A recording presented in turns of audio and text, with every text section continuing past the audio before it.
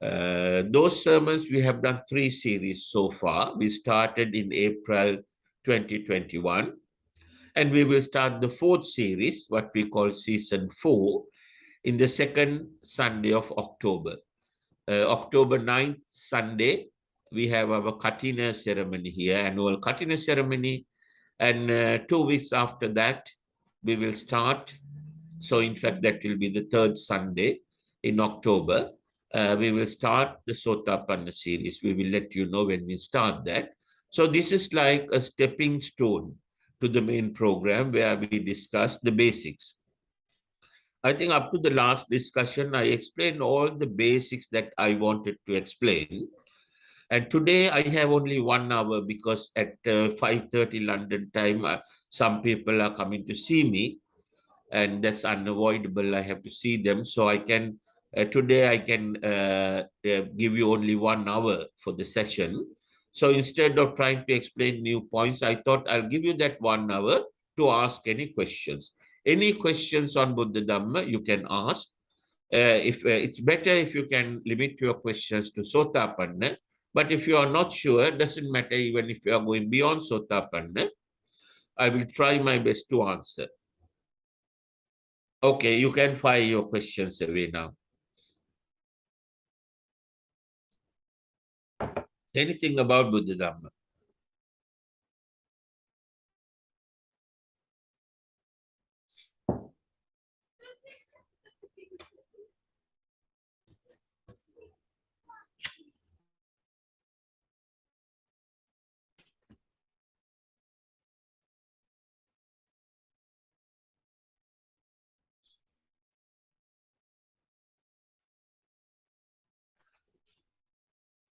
Any questions, anyone?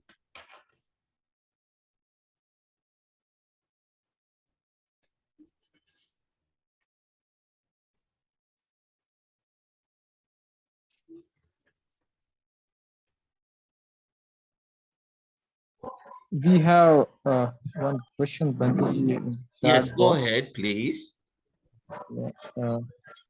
It is from Harish, and he's asking about metta meditation. I mean, if you can explain on the metta About meditation. metta meditation, I'll explain it briefly. You see, there's a sutra in the Tripitaka, in the Majjhima Nikaya part 1, called Dveda Vitakka Sutra.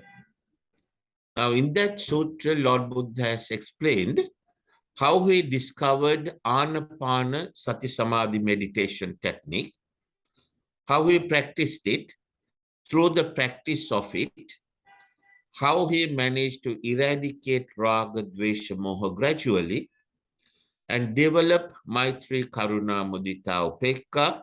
And by doing that, he managed to develop his wisdom to the highest level and understood the universe.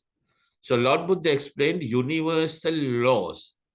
Sorry, the answer is going to be a little long-winded. I know you asked about Metta Bhavana, loving kindness meditation, but I'm giving you the background, how we came to loving kindness meditation. So there are 2 types of meditations in the world, mainly. Firstly, Lord Buddha's Anapana Sati Samadhi meditation. And before Lord Buddha, there's existed a system of meditation practiced by the Brahmins, and that was based on breathing. And later they also started calling it Anapana. So this is how it happened. Before Lord Buddha was born, I mean, yeah, even before Prince Siddhartha was born, there were 40 meditation techniques that were practiced by the Brahmins.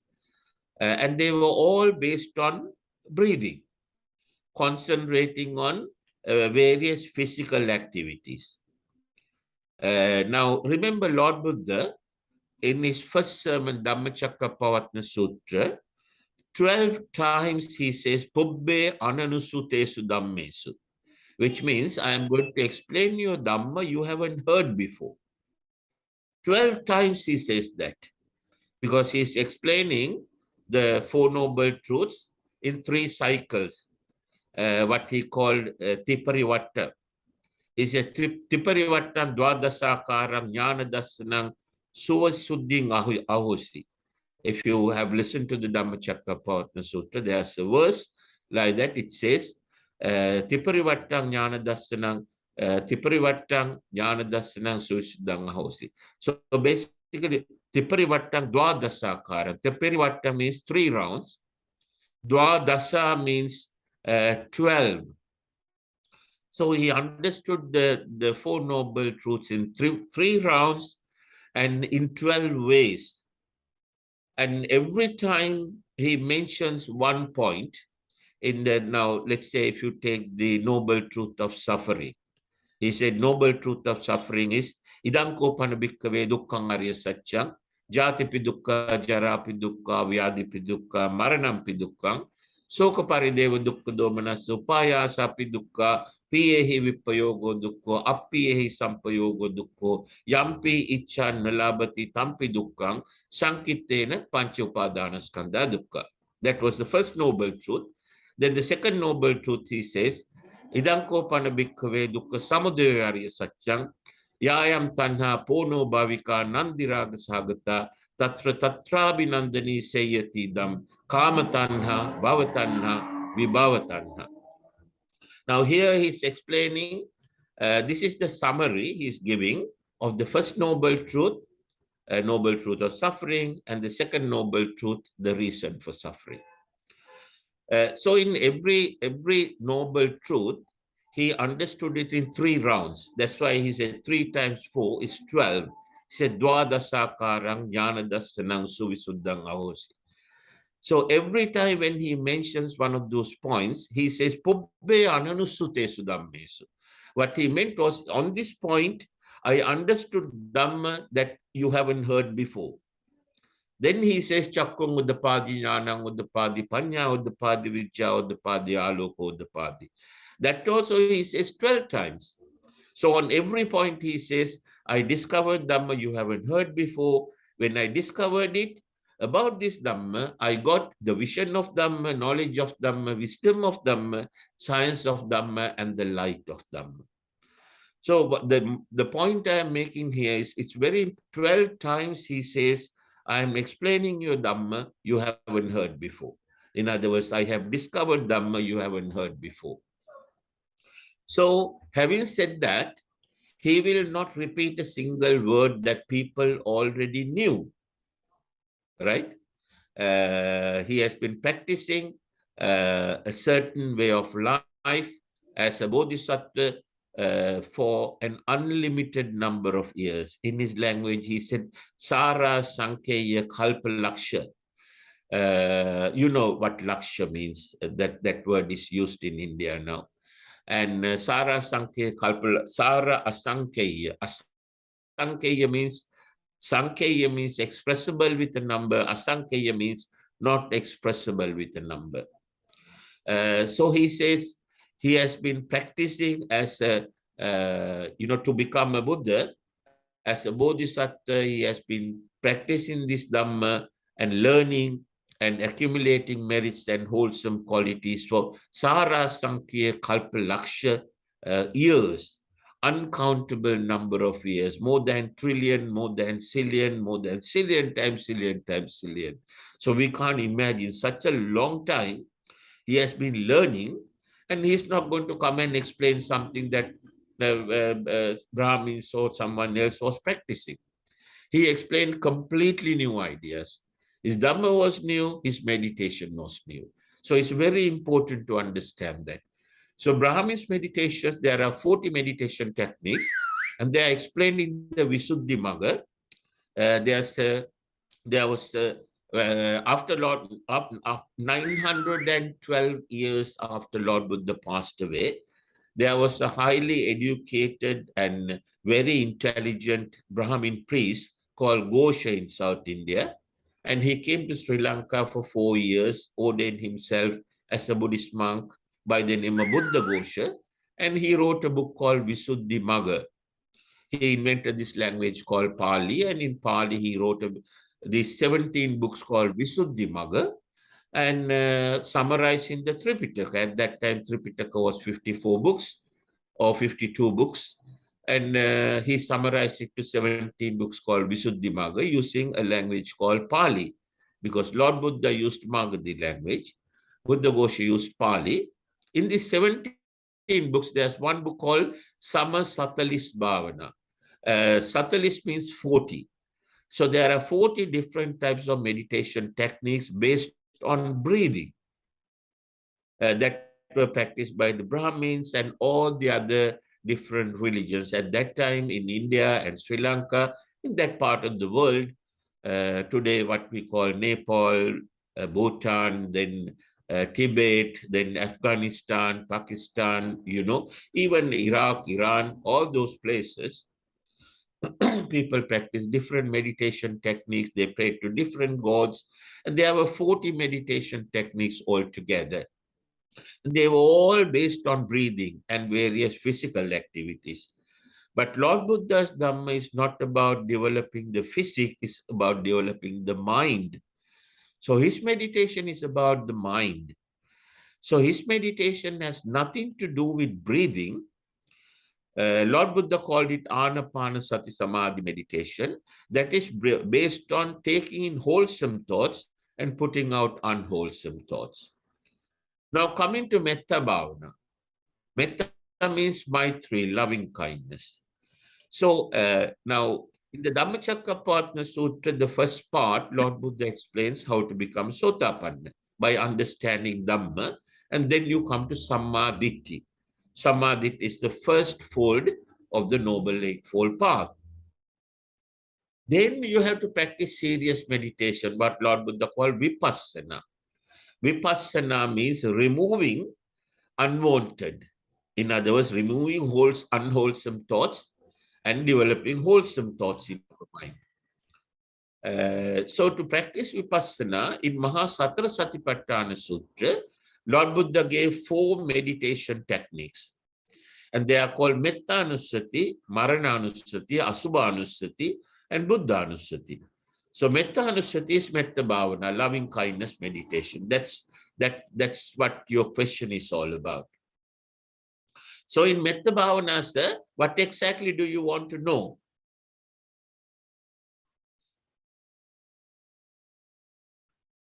Naksin, the gentleman who asked the question, is he still there?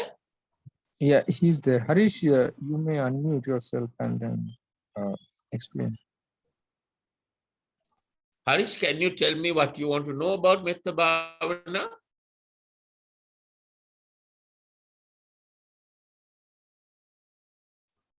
Harish, can you hear us? I think he might not be able Just to. texted.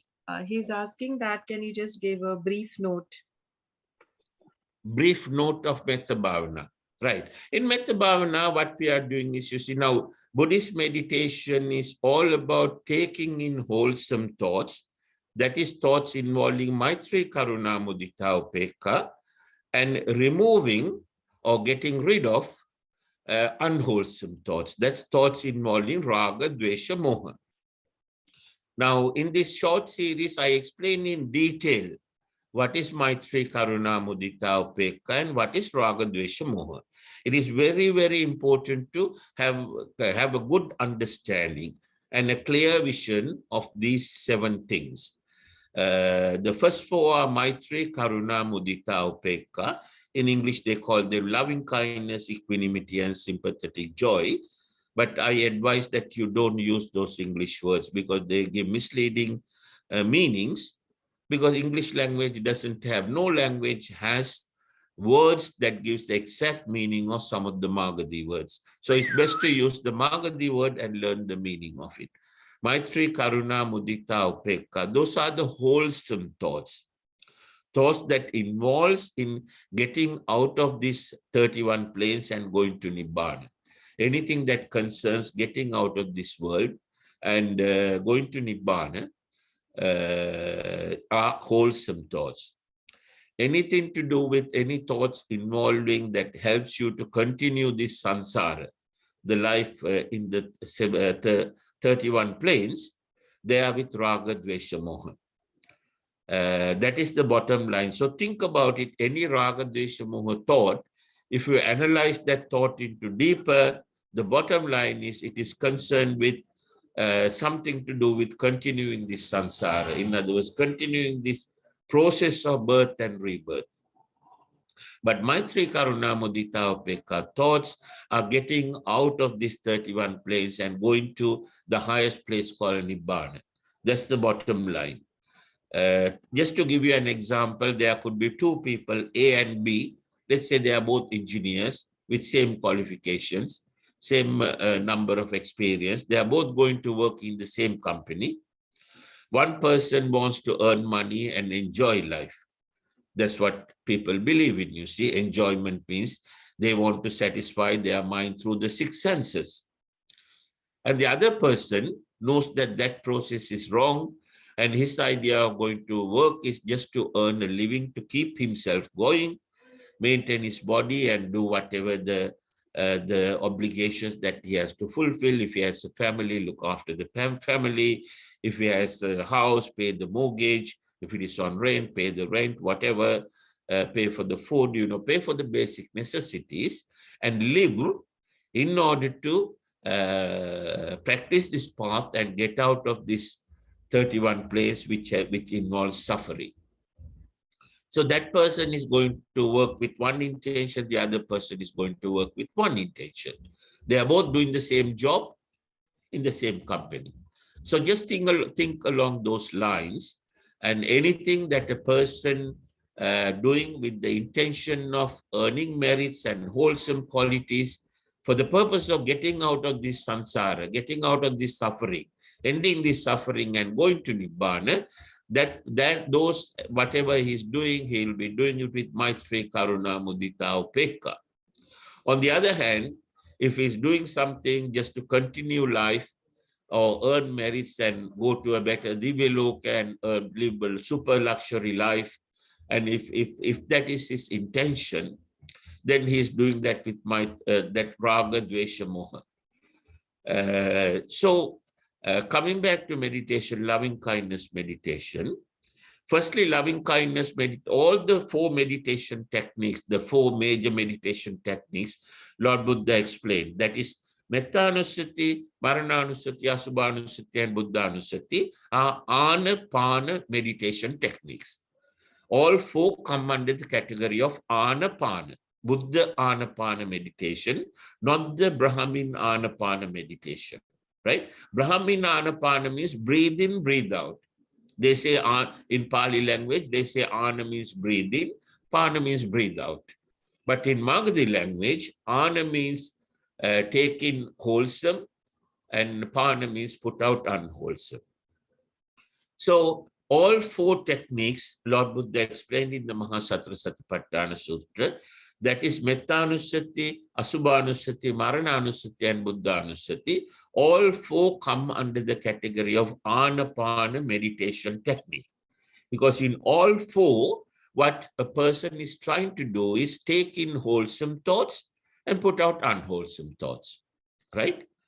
Then in Metta Bhavana, in other words, loving kindness meditation, what we are doing is we are giving good wishes to the other people, not only the people, other living beings living on the 31 planes. For example, we can think of the living beings living on the 31 planes and transfer merits to them and wish them well, or ask them for forgiveness for any wrongdoings that we have done, and transfer merits to them or wish them well.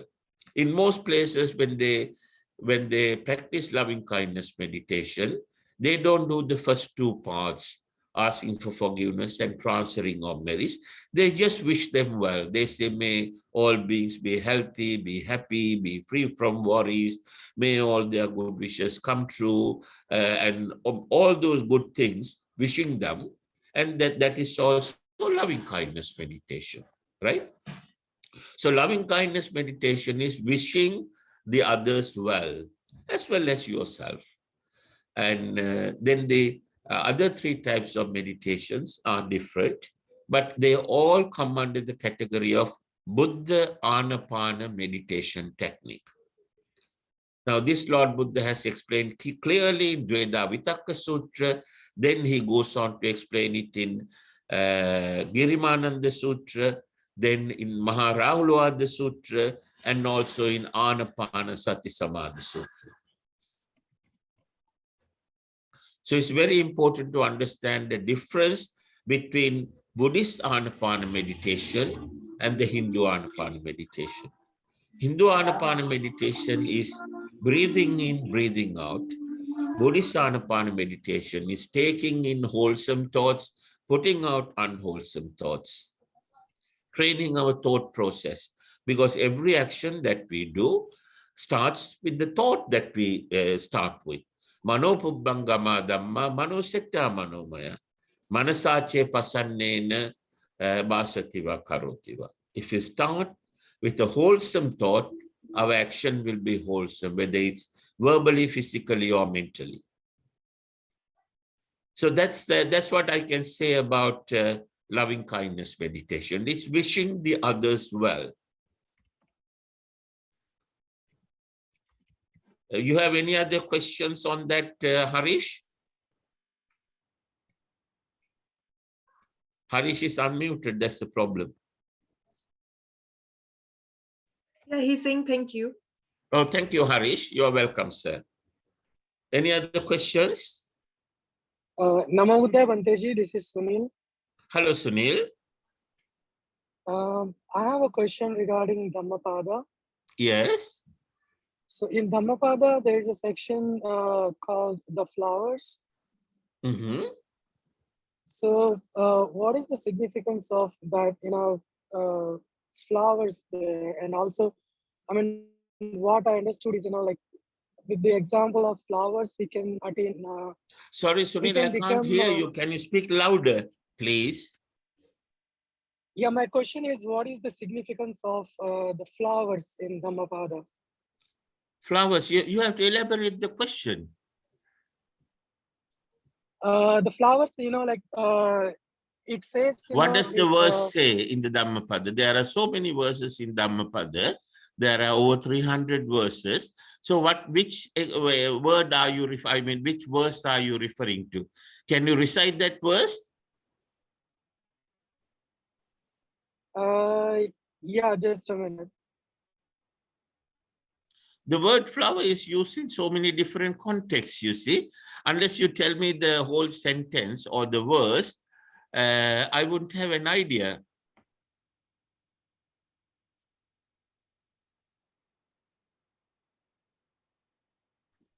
Can you remember that verse? It's not about particular verse, but my question is about the whole section, the flowers. So what I understood is, flowers. Yeah. Flower means something nice, isn't it? Yeah, I mean, it all depends on what says, context you use it. You see, you can use it, the word flowers to explain something that is related to Raga Dvesha Moha. You can also use the word flowers to explain something relating to Maitri, Karuna, Mudita, Upekka. Okay. Those are the two areas in Buddha Dhamma, you see, either wholesome or unwholesome. Wholesome are Maitri, Karuna, Mudita, Upekka. Unwholesome are Raga, Dvesha, Moha. Sabba papa sakaranang kusala supasampada.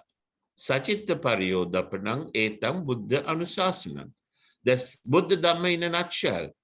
Sabba papa sakaranang means eradicate all unwholesome. Unwholesome thoughts, unwholesome action, unwholesome deeds. Kusala supasampada. Develop wholesome thoughts, wholesome action, wholesome qualities. Sachitta pariyodapana. Through the above process, purify your mind. How do you purify it? When you eradicate raga, dvesha, moha, unwholesome thoughts, and when you develop maitri, karuna, wholesome thoughts, your chitta will be purified. Your wisdom will go up, and you will be able to understand the truth about this universe, what Lord Buddha called Dhamma. Right? Etang Buddha Anusasana. This is the advice given by every Samma Sambuddha. Okay. So that's Dhamma in a nutshell. So when you say flowers, you know, you have to tell me in what context, what is the sentence or the words that they have used the word flower, then I'll be able to get an idea. No, I read somewhere like, the flowers can set an example, like to become arhata. Well, as I said, you know, flowers can be used to describe qualities relating to raga, dvesha, moha. Okay. Or it can be used to describe qualities relating to Maitri, Karuna, Mudita, Upeka. It depends on the context that you use that word in. Okay, I guess, I need to do some more study on it, but I can come. Yeah, I think so. I think so. Yeah, yeah. You see, you have Maybe I will come back to you you next have time. half understood something, and Yeah, you yeah, haven't right. fully understood it. That's why, you know, you're not putting the question right. Yes, correct. Yeah, I will do some more study, then I will come back to you. Okay, okay, thank you. Yeah, thanks. And also, Banteji, like I have one more, it's not a question, kind of concern. So, like I was doing some, like research about, King Ashoka. Yes. So King Ashoka, like after the Kalinga war, he sent his, his children to spread Buddhism. But there are like some other people, like who see that as a, like completely different, event, I would say. Like they say, like it was, he was against like other religions. Like, at that time, Jainism was there, Ajivika was there. So Ashoka was trying to dominate, like other religions, and he was trying to spread Buddhism through some other, like ways. So, Okay. like, So I what's mean, that your question or the concern? my concern is, like why people, like, people make some, like videos on YouTube, like about, spreading some, like wrong perspective about, Ashoka and all those events. You So see, my it's concern is, like this, why. my dear. So Buddha Dhamma is there to Mhm. comprehend Lord Buddha's teachings and develop Yeah, our wisdom and understand the universal laws, right? If we yeah, understand universal laws at the first level, we become Sotapanna, second level Sakuddhagami, third level Anagami, and the fourth level Arahat. The subject you are talking about is not Buddha Dhamma, it's history, right? History yeah, that yeah, relating to a person who had something to do with Buddha Dhamma. We don't even know whether a king called Ashoka existed. His name is mentioned anywhere in the Tripitaka because he was born, according to the books that we read, he was born after 275 years after Lord Buddha passed away, right? yeah, yeah, So to attain enlightenment, what we need to concentrate on is Tripitaka Dhamma, not the other history books. You know, this is what happens when you start reading so many other books. You know, people read everything else, but not the most important thing, which is the Tripitaka, right? It's important right. to read the Tripitaka, then you will see the Tripitaka Dhamma. That is what is necessary for us to gain enlightenment or develop our wisdom. Other things are arguable. You know, there are so many different schools of thoughts. Anyhow, the history has been turned upside down by the, I don't want to mention the two nations, but you know who I'm referring to, right? Yeah, yeah, yeah. History in our No, country, your mhm. country, India, Sri Lanka, in every country, the invaders had turned it upside down. Because you see, once you confuse the history, people get confused and they start arguing and fighting among themselves. That's exactly what has happened in Sri Lanka and India, you see, all over. All over the Commonwealth, it's happening. It's not only in India and Sri Lanka. You go to any Commonwealth country, people are divided on various things. Yeah, true. And you know who did that? Yeah, yeah, yeah. So I So mean you that makes, see, about the yeah, history, we can argue until the cows come home. and it will be no use to any of us. You see, in the Dveda Vitakka Sutra, Lord Buddha says, before you take in a thought into your mind, you think about the thought and say, is it going to help my path to Nibbana, or is it going to help someone else's path to Nibbana? If the answer is yes, you take it in and cultivate that thought, right? You put that thought into action. Otherwise, you get rid of the thought. So before you start, spending your time reading about Ashoka and all that, it's interesting. It's like watching a movie, isn't it? Watching a movie is interesting, but that is not going to help us to attain, Sotapanna or go higher, right?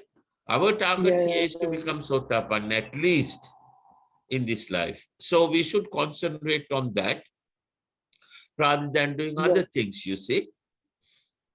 Yeah. It's like, a student work very, very hard to get into the university. Let's say he goes to the university for a 3-year degree. The main purpose should be to work hard, get good exam results and come out with a good degree, right? In addition to that, he can do other things. He can play cricket, he can play football, he can take part in the debating team, go on vacations, be in religious groups, friendship groups, whatever. All these things he can do. But the priority should be studies, right? So if the person forgets the top priority and does everything else for 3 years, what happens to him? He'll be thrown out of the university without the degree, isn't it? His entire future will be in trouble. So similarly, we come to this world, Lord Buddha said, for our main purpose is to learn Dhamma and come to the correct path, which is Sotapanna. And Lord Buddha said, if we don't do that, if we don't come to the Sammaditthi, we are in Mithyaditthi. Mithyaditthi means we will definitely go to the 4 hells according to Lord Buddha's teachings.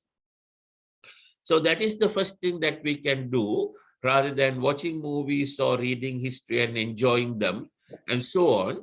But because those things are, those things give aswada to the mind. Very interesting. People find it very interesting. But studying all those things is not going to help you in any way whatsoever to comprehend Dhamma and become Sotapanna, right? Right. So the 2 hours that you are using for practicing the path, that purely you use it for Dhamma, learning Dhamma, right? Not the entire Tripitaka. You just learn Dhammacakkappavattana Sutra correctly and practice it, you can become Sotapanna within a short time, right? But what people do is, unfortunately, they do everything else, but the most important thing. Yeah, right. No, It's actually, just like that student, he goes to the university, he doesn't study, but he does everything else. He becomes the captain of the cricket team and captain of the debating team and student union president, and he gets all the best titles. His name is everywhere, but he doesn't study and fail the exam. He's got nothing to go out with, has he? He's going empty-handed. So it's like that, you see. Unless we learn correct Dhamma and become Sotapanna, all the people that we accumulated throughout our life, let's say we live 100 years maximum, all the people that we accumulate, all the knowledge that we accumulate, all the wealth that we accumulate in 100 years, all that we will lose in 1 second, right? Is there anyone who could take that with you when you die? Is there anyone here who is planning to take them with you? No. Your people or your knowledge or your money, your wealth. Can anyone take it? We can't. The only thing we can take with us is if we become Sotapanna, and that will stay with us. That's the lifetime guarantee, an insurance policy. Lord Buddha said, it will protect us from the 4 hells for the rest of our samsara. We will not go down, we will only go up. Right? And that's what we mean. Yeah. So that's the main purpose of becoming a human being. You see, we can do other things. All I'm saying is spend 2 hours on this every day. Still, you got 22 hours, you see. 2 hours out of 24 is not even 10%. 10% of the time. Right. Spend less than 10% of the time for the main purpose. 90% you have to do whatever you want to do. If you want to work hard and become a Bill Gates, you can do that. Or if you want to become, something else, anything you can do.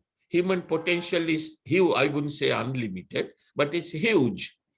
If we put our mind to anything, we can do it.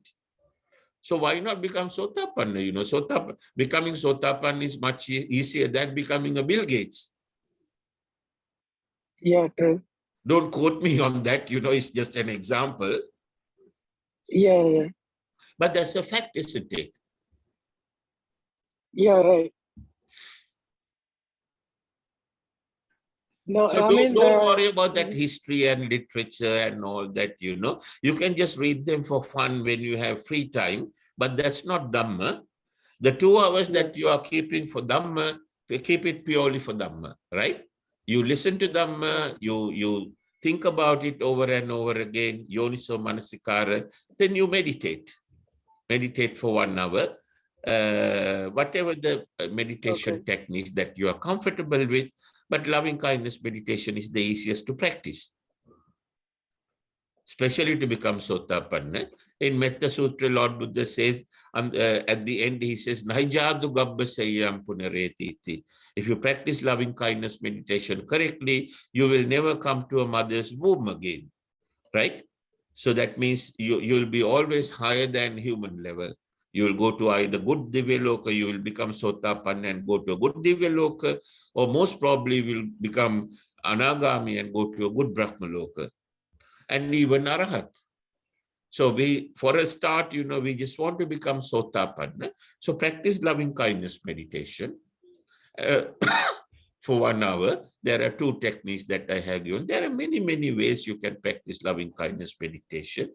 I have given 2 techniques. Those are the 2 easiest ones to practice, and that is more than enough to become Sotapanna. Believe me, becoming Sotapanna is not difficult. There's no rocket science. It's common sense. It's learning the correct path and practicing it. That's all that you have to do, nothing else. And if you practice it, it will gradually change you in the right direction. yeah, okay. Any other questions, Sunil? No, that's all for now. Yeah, I mean, I brought that concern only because, those kind of, like things make me sad, like why people, going into the direction instead of, like learning the actual Dhamma. Yeah, the Yeah, point that's what you made, because you I see, agree Lord with Buddha you. said, Yeah. Sabbe Prutagjana Ummataka. Prutagjana means people who do not understand Dhamma. Sabbe means all. All the people who do not understand Dhamma, Ummataka. Ummataka means mad, lunatics. He called all the people who do not understand Dhamma are lunatics. Yeah.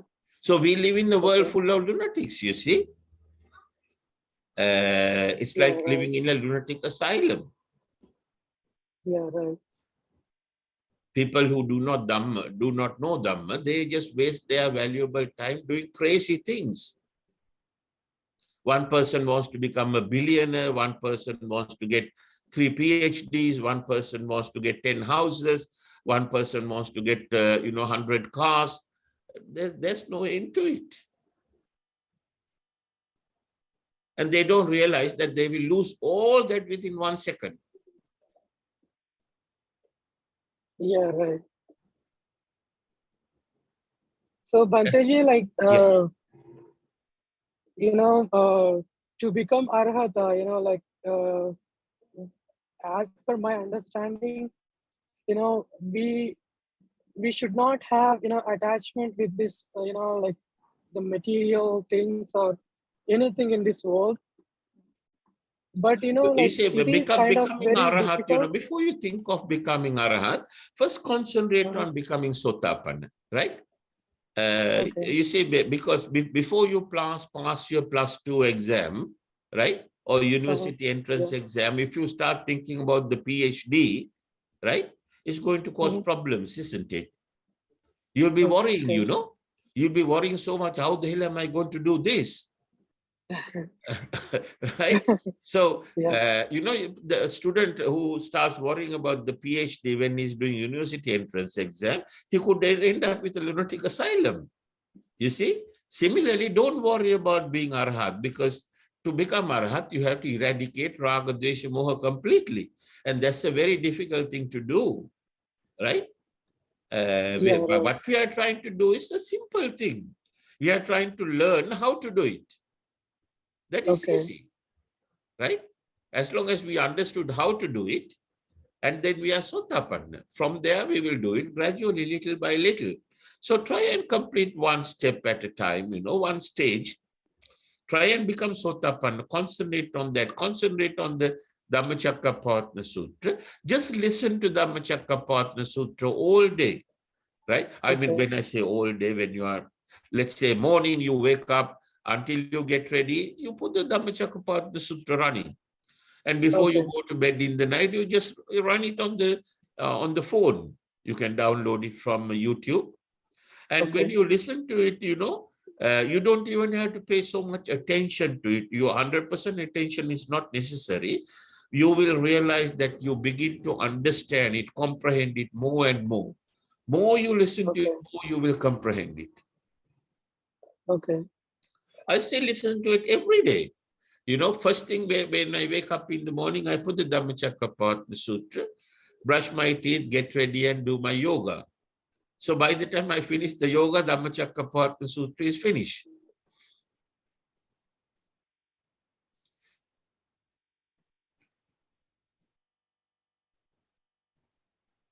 All the Dhamma is there, you see. It's so simple, nothing complicated, no rocket science. It's simple, common sense thinking. Okay.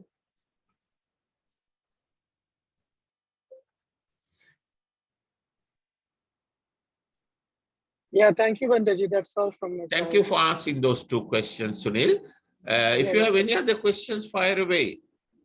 Feel Yeah, free yeah, to sure. ask any question. Yeah. Now, if you want to know how to become Anagami, you can ask that. Yeah, sure. I think I will give chance to others now. I can come back to you. Okay, okay. Yeah. Anyone else? Any questions? Hello.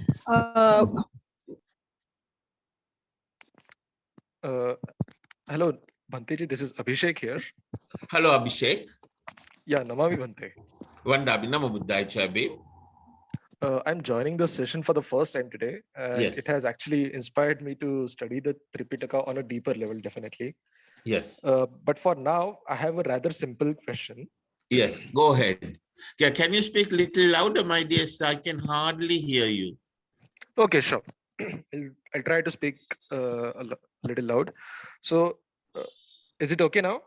Yeah, if you get closer to the mic, then I can hear you better.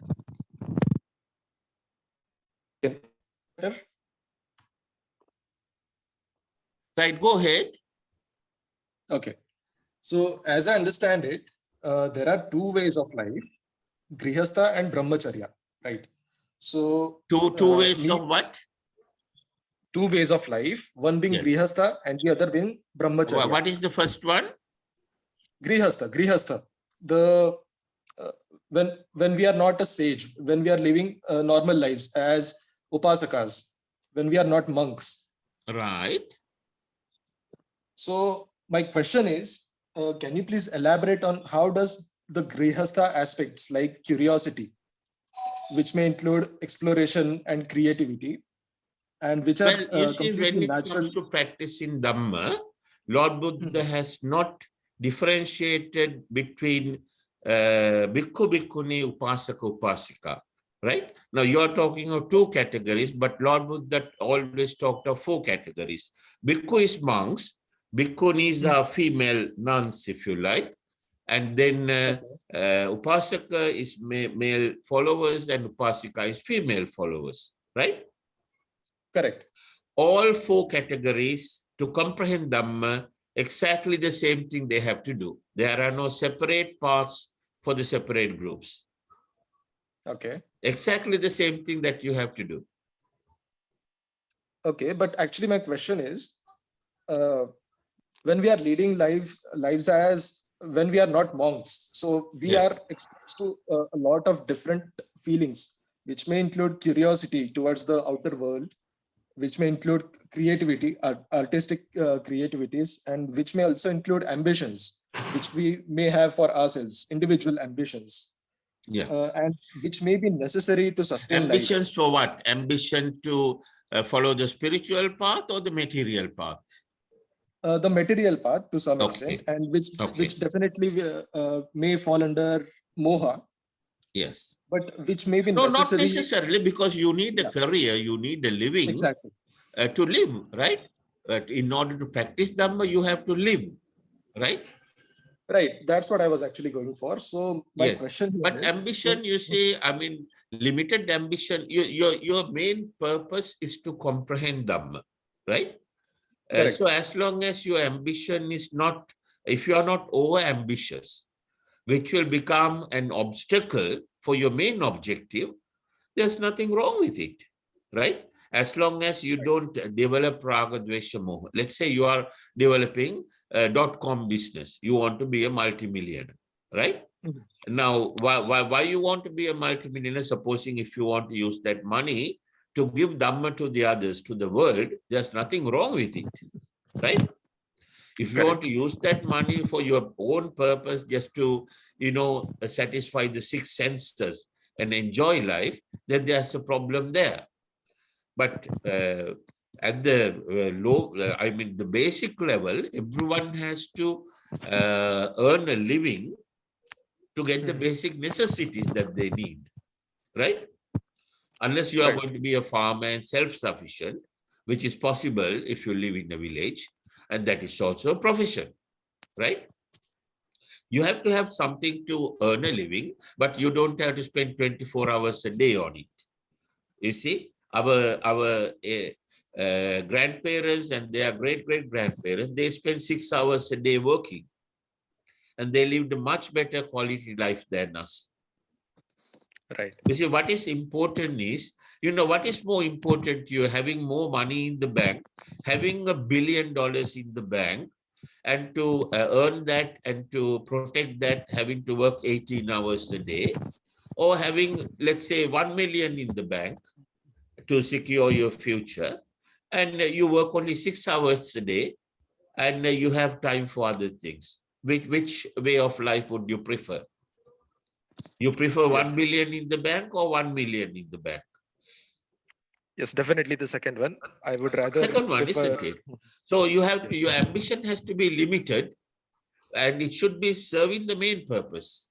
There's nothing wrong with being ambitious, but not overdoing it, right? Not overdoing it. You work to live, not live to work.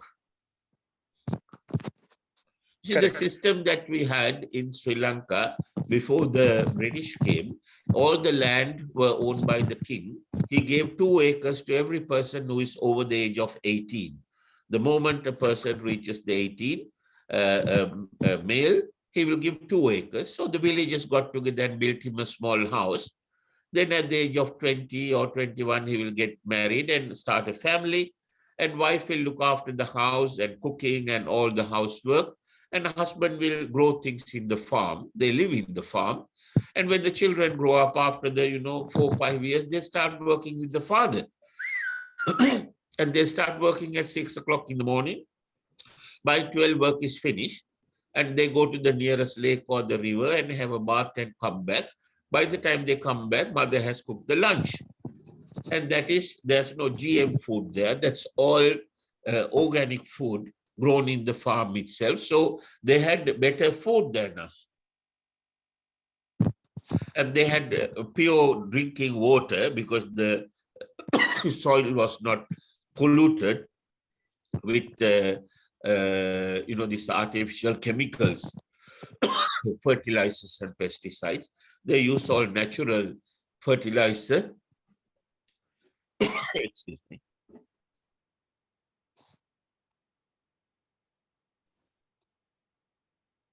So they had pure drinking water to drink from their well in the garden.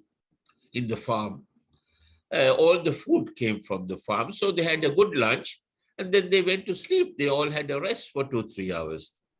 Then the children got up at 3 o'clock. Her mother made some tea. At 4, their school starts at the village temple, village Buddha Vihara. Children go to the Vihara and teaching was done by the monks. And they taught only 4 subjects.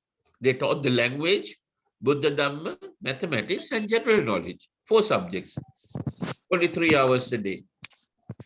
Then 4 to 7, the school was only for 3 hours. By 6 o'clock, all the parents come to the Vihara. And Vihara premises are big, even today in Sri Lanka. They are big premises, 15 to 20 acres. And people sit, that's like a social, what's the word? It's like a social gathering place, community center. And people sit, one group of men sat under one tree, another group of men sat under another tree, a group of women sat under another tree, and some were just discussing various things about their farm. Some were having general conversations, some were praying, some were meditating, some were discussing Dhamma, various, it was, they just passed the time, enjoyed the time there, relaxed. And once the school finished, the children finished the school, they went and thanked the monks and took the children and went home. And mother will cook the food. 8 o'clock, they will have the food. 9 o'clock, they go to sleep. So 9 to 6, they will sleep 9 hours. You see, they used to have rest for 9 hours. So had a good night's sleep. And also afternoon, they had a rest. And they had plenty of time to spend with the family. Family worked together. And they studied only 3 hours. And you see, they ate better food. They drank better drinks, better water, and they inhaled better air, non-polluted air. And they worked less hours, so they were not under stress and pressure, and they lived a better quality of life. That's why they lived up to 120 years without any illnesses. They had never heard of blood pressure, high blood pressure, cholesterol, sugar, diabetes, arthritis. None of them were there. Up to 120, they lived without any problem, right? And what happened to that culture? It was all destroyed by the foreigners. You see, now we work 18 hours a day just to make the ends meet. And people have no time to sit down and have a meal properly. And they spend a fortune on buying one meal, which is full of poisons. And the drink is poison as well. And the air that they breathe is poison. So who lived a better life, them or us? You see, that was the Buddhist way of life. And that's what I am asking Sri Lankan people to go back to. See, we don't need these cars and helicopters and ships and televisions and microwaves and telephones and internet. All those things are not necessary. We can have a better life without them. We did have a better life without them.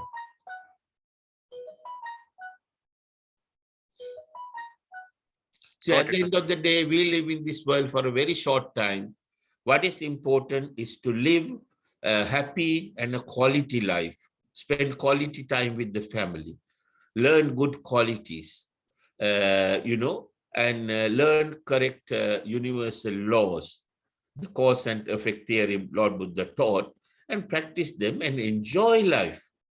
When I say enjoy, I don't mean enjoy with Raga, Dvesha, Moha. Enjoy with Maitri, Karuna, Mudita, Upeka, helping each other, looking after each other, looking after the elderly, respecting the elderly,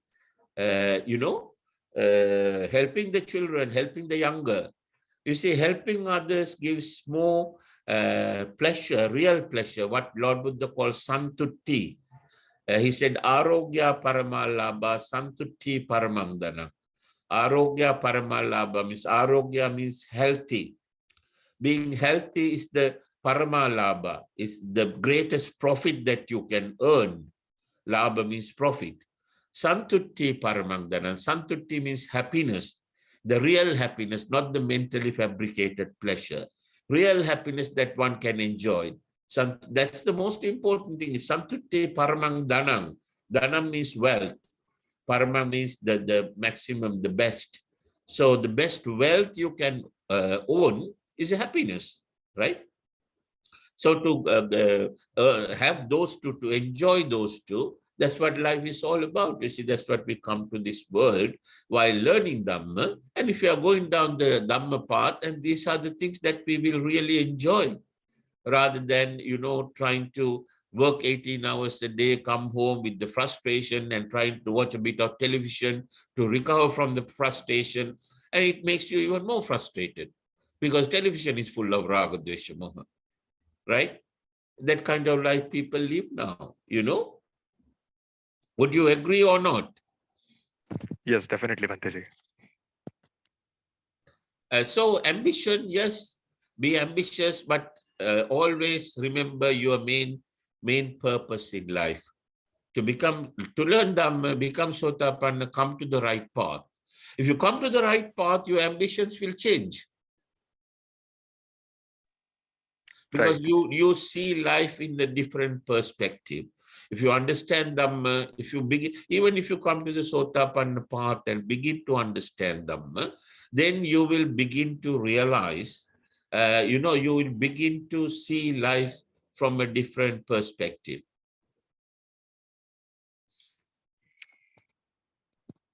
See, Understood, it's a Bhanteji. question of understanding what life is all about. The impression that people have of life right now, unless they know Dhamma, what they think what life is all about is wrong. You see, what people think is life is there to enjoy. The way to enjoy life is by satisfying the six senses, or the satisfying the mind through the six senses, right? And that is wrong. To understand that that is wrong, one has to learn Lord Buddha's Dhamma.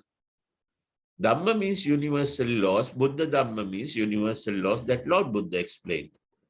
And he explained them in a very simple way as 4 points, as the Four Noble Truths. You see, once he was traveling through a forest with his disciples, and he picked up 4 leaves from a tree and showed it to the disciples and said, the amount of Dhamma that I comprehended, the amount of universal laws he comprehended, he said more than the number of leaves in that forest. And then he said, I'm explaining only these 4 leaves, only 4 points of Dhamma to people. That's all they need to get out of this suffering and go to this wonderful place called Nibbana. So it's very little that we have to learn. You see, it's all there in one sutra, Dhammacakkappavattana Sutra. That's all we need to learn. Instead of doing that, people read 1,001 books on Buddhism in various languages written by so many authors, and they get more and more confused. But they don't do the most important thing. They don't read this simple sutra and comprehend the Four Noble Truths. They don't do that. You see, because they don't get the proper guidance. Would you agree or not? Yes, definitely, Bhanteji. So it's okay to be ambitious, you have to be, because you need, at the end of the day, we live in this crazy society and we need money to live, right? So we have to work hard for some time and save some money. And in the meantime, we learn Dhamma, and then we will come to the correct path. We will not go beyond reasonable limits, you see. I would say, in my opinion, for someone to be financially secure, a certain amount of money, certain income that is sufficient to cover their basic living expenses. If one has that, one should be content with one's life from the material side. If one is not content, one wants to become a millionaire, then billionaire, then trillionaire, then zillionaire. There's no end to it. That itself will destroy that person. And that's what has happened to some of the billionaires in the world. Look at the crazy things that they are doing. Michael Jackson was such a rich man. He had a sitting at home income of $65 million a year. But he was so confused and so disturbed in his mind, he couldn't sleep in the night. So he had to keep an anesthetist at home, and every night the anesthetist gave him anesthesia and put him to bed. And the following morning, he had to bring him back. So obviously, that cannot be done every day. And one fine day, they couldn't wake him up. He was dead. You see? So he had all the money in the world, and still he was so unhappy and so confused because he didn't know Dhamma.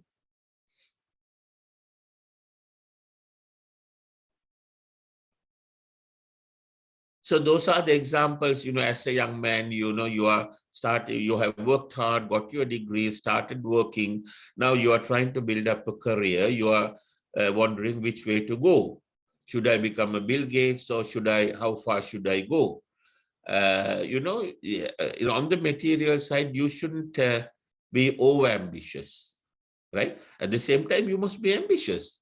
You can't live like a beggar in the world, because we live in a monetaristic world. You have to be financially secure. But what you do to get that security is very important. How you get that security, in other words, how you earn your money. As long as you don't do bad things and you earn it the right way by providing a good service to the others, there's nothing wrong with it.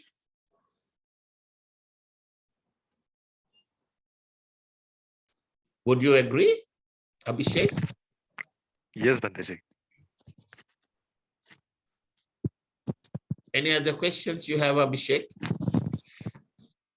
No, Banteji, I think I am fairly convinced with your proposition, for now at least. I will dig deeper into the Tripitaka, and then should I face any query, I'll definitely get back to you. Thank you. Just read one sutra, Dhammacakkappavattana Sutra. I sent you 10 sermons today. The last series that we did. Listen to them at least 10 minutes a day. And that is a very simple explanation of the Dhammacakkappavattana Sutra. Okay.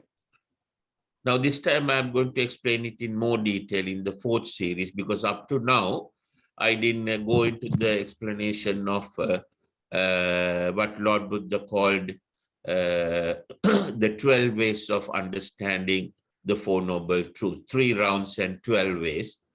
Lord Buddha said, Dwadasakara Jnana, Tiparivattan Dwadasakara Jnana Dasanan Suvisiddhang Ahosi. That you need to know all that to become Arahat. But getting some knowledge of that is okay. So I'm going to explain that that briefly in the 4th series.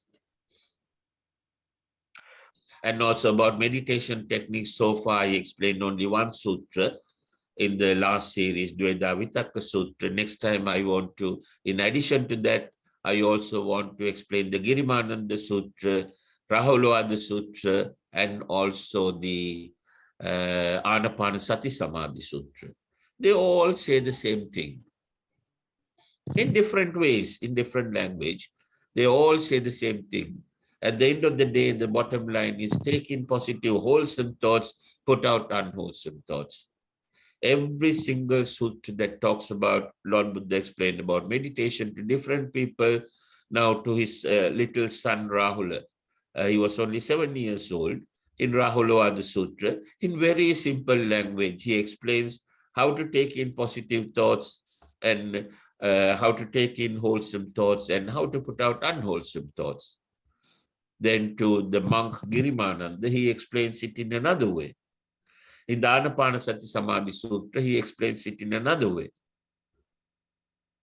And in the Dveda Vitakka Sutra, he explains it in a general way.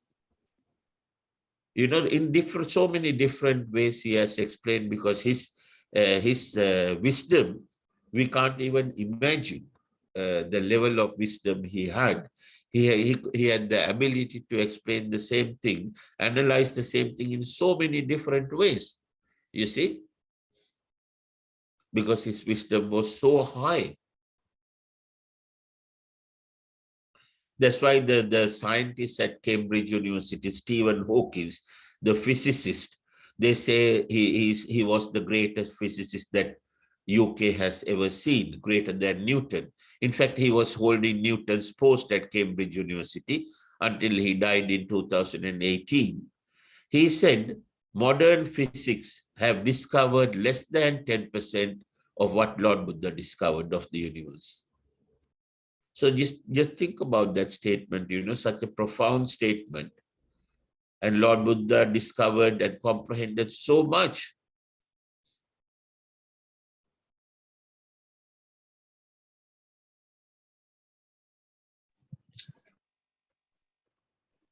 Banteji Naksan here. Can I ask a question? I mean, just Yes, sir.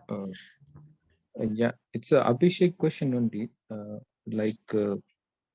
The overdoing or the Yes. over ambitions, what he Yes. talked about, from the layman perspective or from the Puthakjan perspective, Yes.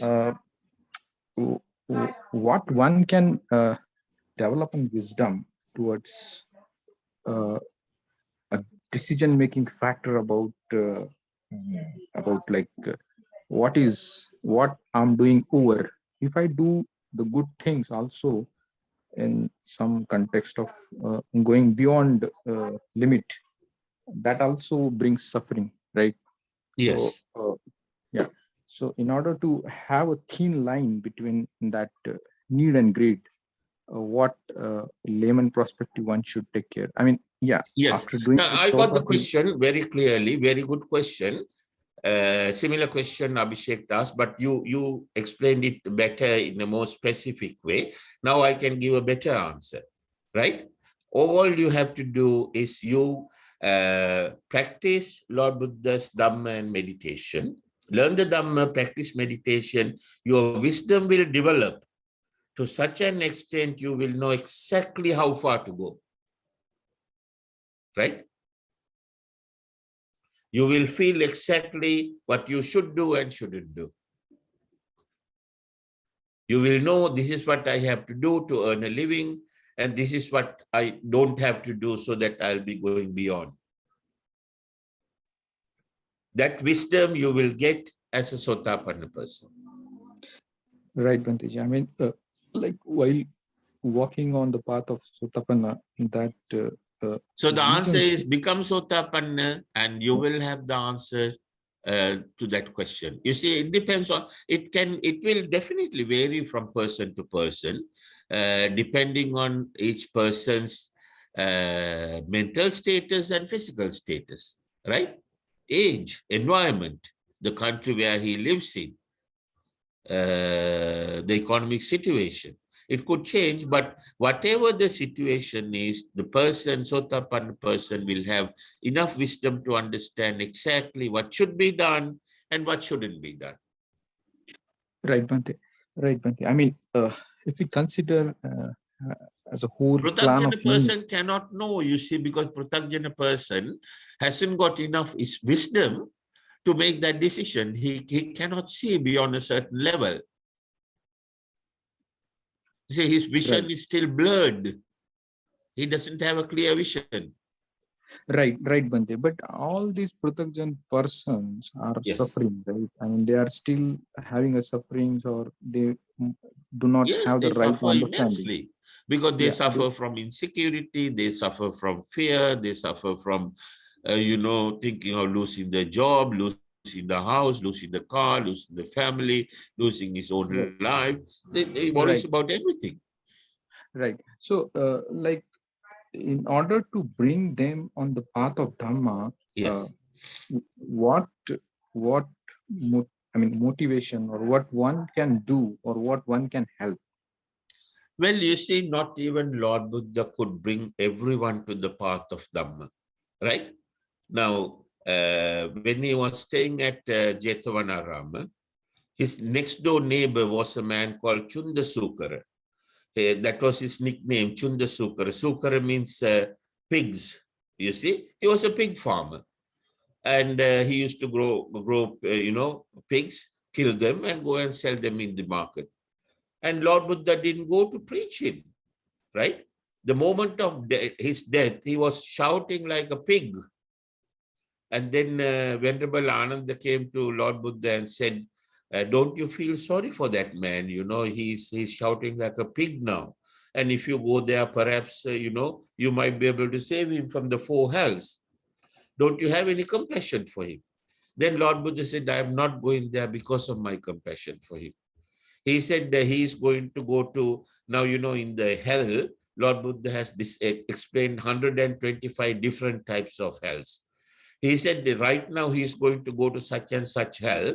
If I go there, he will shout at me, insult Dhamma, and he's going to go to a worse hell. And that's why I'm not going there, right?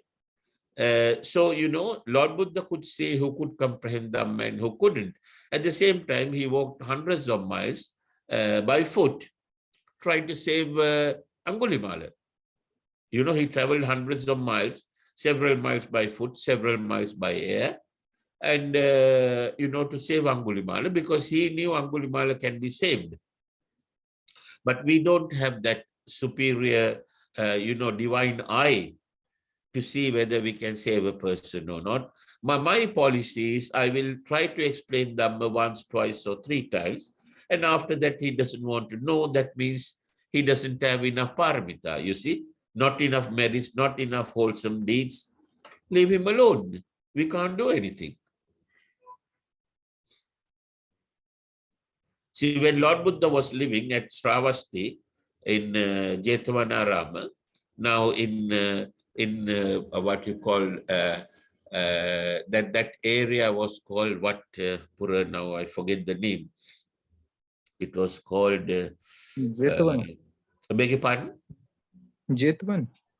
Jethavanarama was the vihara. I'm trying to think of the name that referred to the district or the county or the state, I think. Was it Savati? Was it Savati Bante? Was it called Savati? Now let me think. There's another name. It was ruled by King Pasena the Kosala. Kausambi. Yeah, maybe Kosambi. Right. It was called Kosala Pradesh also, right? Because it was ruled by King Kosala, Pasena the Kosala. Yeah, actual Kosal Pradesh. So there it says the population was 60 million.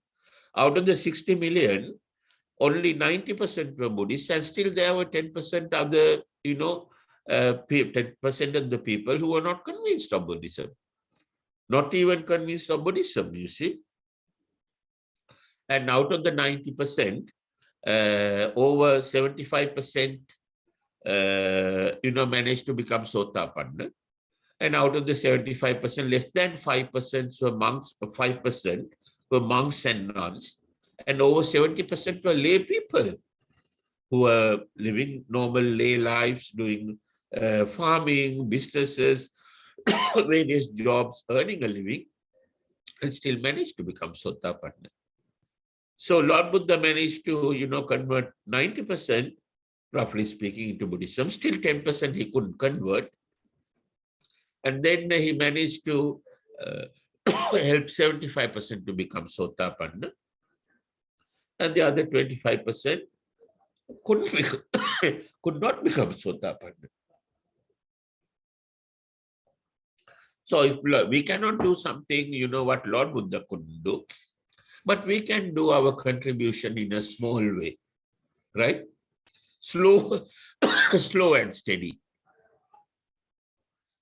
If we try to run too fast, we will have all kinds of practical problems. Would you agree, Nangsel? Yeah, I agree. Completely agree. Especially in a country like India, you know what I'm talking about with the politics and all that, various religious complications. We have to go very slow and steady. Otherwise, we'll be killed before we are born. Agree, Banteji. Then another question or another thing comes in my mind. Yes. Nangsel, can you speak a little louder? I can hardly hear you. Yeah, today I'm connecting from the mobile. Now it's better, yes. Yeah. So another question comes in my mind. What is the life cycle then till to get those paramita in order to get that vision, right?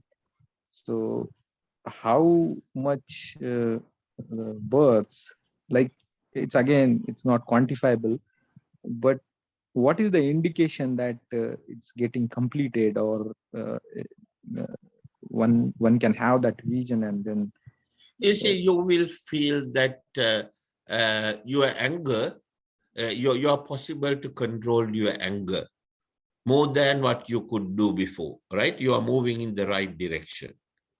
And also your attachments are less. Your desire to satisfy the six senses are not so much. Let's say if you used to watch television every day, every evening after work, 1 or 2 days you might stop watching television and read some Dhamma, or listen to Dhamma. Like that, you could see the change within yourself. If you're understanding Dhamma, in your case, I'm sure you are moving in the right direction. I think you are very close to it, from what I have observed. You will feel it, you see. You will feel that you are changing your direction gradually. Do you get that feeling? Do you feel that you are less likely to get angry than before? And when you get angry, you are more aware of it? Yeah, Bhante, up to certain extent, yes, you're right. Yes, you can yeah. control to a certain extent, right? And also the things that you wanted to own before, for example, you were thinking of becoming a multimillionaire and buying massive, several houses, big mansion, big car. I mean, do you still have those so high ambitions, or have they come down a bit? That has completely eradicated. That's what I There you feel. are. There you are. That's why. That's why. You see, you are moving in the right direction. You are very close to it. And, if you continue, I'm sure you'll get to the destination in the very near future. Thank you so much, Bhante. I mean, it's all like you're the major contributor to bring on this path. Thank you so much. You see, it's your effort, your paramita, maybe you have worked so hard for millions of lives to get to where you are now, right? So it's your effort. I just happen to be at the right place at the right time to give you a helping hand and earn some merits for myself. So thank you very much for being here and giving me the opportunity to earn some merits by giving you a little helping hand. But all the credit should go to you.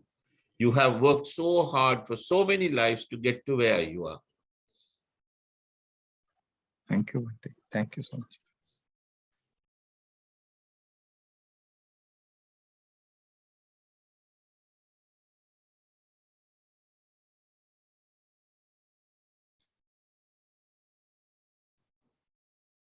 See, this is a two-way thing. It's not only I am doing you a favor by teaching Dhamma, you are also doing me a favor by giving me the opportunity to teach Dhamma and earn merits for myself. Otherwise, who am I going to give Dhamma dana to? Even if there are no receiver, how am I going to complete those merits, complete those paramitas? So I am giving you an opportunity, you are giving me an opportunity. It's give and take. That's the way this Dhamma works, you see. And that's a beautiful way of working it out. Right, Bhante. So nice of you. Thank you.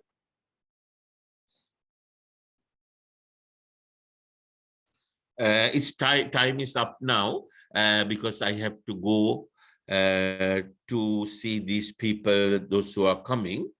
So we will transfer merits and conclude today's session.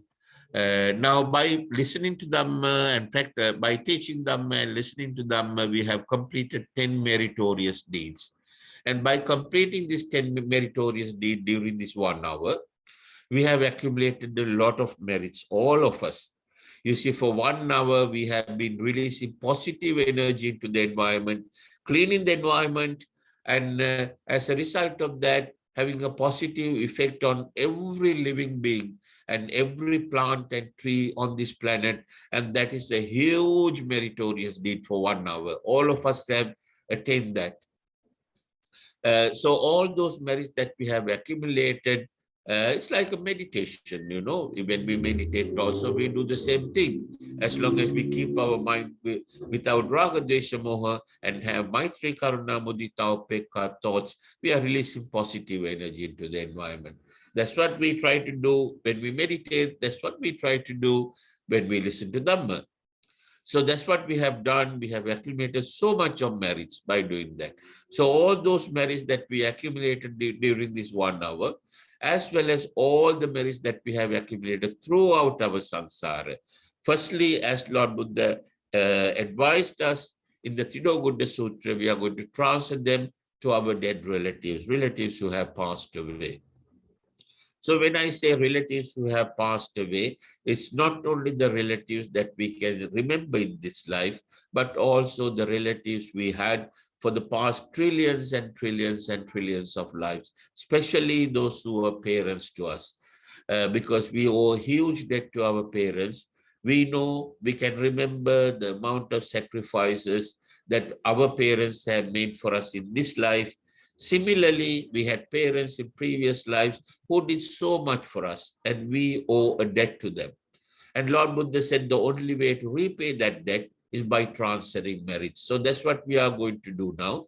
Think of your parents in previous lives, and also other relations like blood relations, other relations, teachers, friends, colleagues, other people that you have met in life, even the enemies, anyone that you have met in this samsara, may they all receive these merits.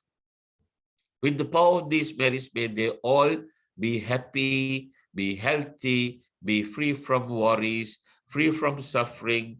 May all their good wishes come true. May they all comprehend the Four Noble Truths and finally attain permanent happiness in Nibbana. In order to make those wishes, I'm going to recite these gathas. If you know the gathas, you can recite them with me. Otherwise, you can say sadhu 3 times at the end of them. Idam me jnatinang hotu sukita hontunatayo. Idam me jnatinang hotu sukita hontunatayo.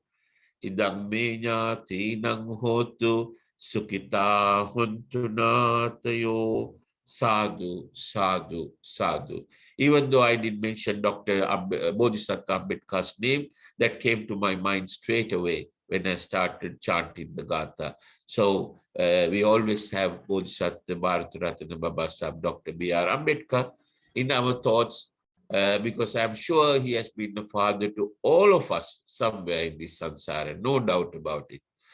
That's why we have so much regard, love, respect, and reverence for him. Then we are going to transfer merits to all the living beings living on the 31 planes.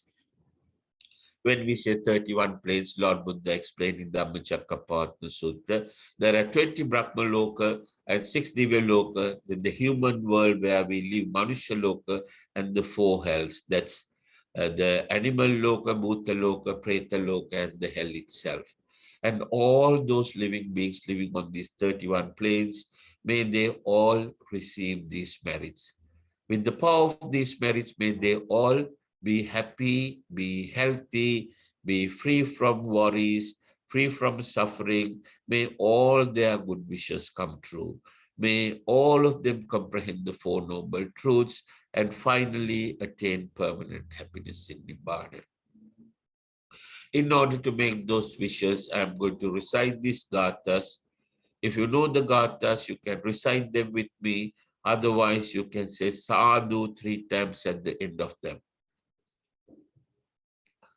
Ettavata chayammehi sambadam punya sampadang sabbe deva anumodantu sabba sampatti siddhya. Ettavata chayammehi sambadam punya sampadang sabbe bhuta anumodantu sabba sampatti siddhya. Ettavata chayammehi sambadam punya sampadang sabbe sattha anumodantu sabba sampatti siddhya. Sadhu, sadhu, sadhu. Next, with the power of all these merits, may all of you and all of your family members be healthy, be happy, be free from worries, free from suffering. May all your good wishes come true. May all of you comprehend the Four Noble Truths and finally attain permanent happiness in Nibbana. In order to make those wishes, I'm going to recite these gathas. If you know the gathas, you can recite them with me. Otherwise, you can say sadhu 3 times at the end of them. Imina punya kammena mame bala samagamo satan samagamo hotu yava nibbana pattiya idamme punya kamman asavakkaya vahan hotu sabba dukkha pamuchyatu sadhu, sadhu, sadhu. Finally, in order to ask for forgiveness from the Noble Triple Gem, Buddha, Dhamma, and Sangha, I'm going to recite these gathas. If you know the gathas, you can recite them with me. Otherwise, you can say sadhu 3 times at the end of them. Kayena vacha chittena pamadena maya katang achayang kamame bante buripanya tathagata. Kayena vacha chittena pamadena maya katang achayang kamame dhamma samdittika kalika. Kayena vacha chittena pamadena maya katang achayang kamame sangha supatipanna anuttara. Sadhu, sadhu, sadhu. I'm going to give you the blessings of the Mahasangha. Abhivadana silissa nichang vadda pachaino chattaro dhamma vaddanti ayuvanno sukabbalam ayurarogya sampatti sangha sampatti mevacha ato nibbana sampatti iminate samijjatu. Bhavatu sabba mangalang rakantu sabba devata sabba buddhanubhavena sabba dhammanubhavena sabba sanghanubhavena sada sati bhavantu te. May all of you be healthy, be happy, be free from worries, free from suffering. May all your good wishes come true. May all of you comprehend the Four Noble Truths and finally attain permanent happiness in Nibbana. May the Noble Triple Gem, Buddha, Dhamma, and Sangha bless you all. Nama Buddhaya, Jai Bhim. By the way, next week, next Saturday, we are not having the discussion because I have to do a lot of preparation work for our Katina ceremony.